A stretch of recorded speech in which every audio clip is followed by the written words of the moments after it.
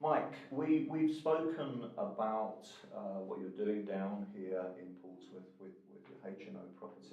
One of the things you mentioned was about licensing and Article 4. Now, I'm aware that some HMO landlords perhaps don't understand the difference, or some people looking to get into HMO properties.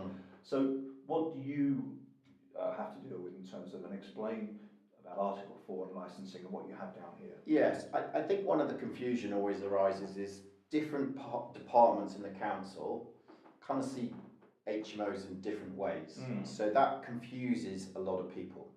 So I always run through it one by one. So first of all, I start with licensing. Now, licensing has recently changed, but essentially what you need to know now that anything with 5 bedrooms needs to be licensed. Yes.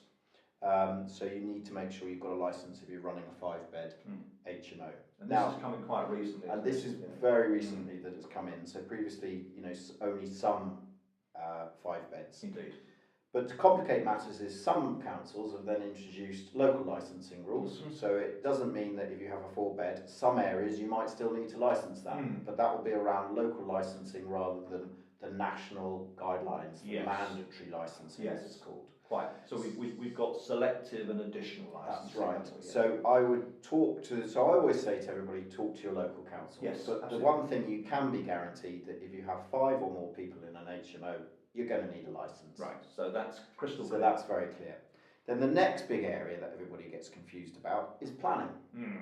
Because people go, oh, do I need planning? Don't I need planning? Well, basically, you've got a residential property, and this is known as a C3. So if you live in a family house, it's known as a C3. If you run an HMO between 3 and 6 people, it's classed as C4.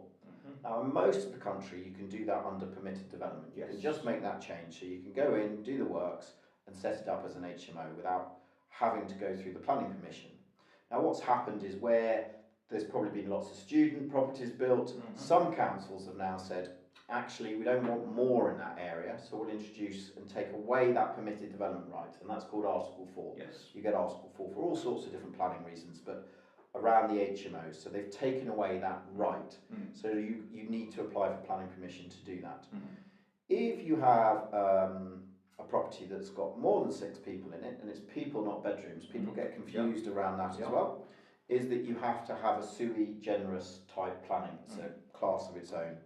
So you have to have specific planning for that. So that is a different planning class again.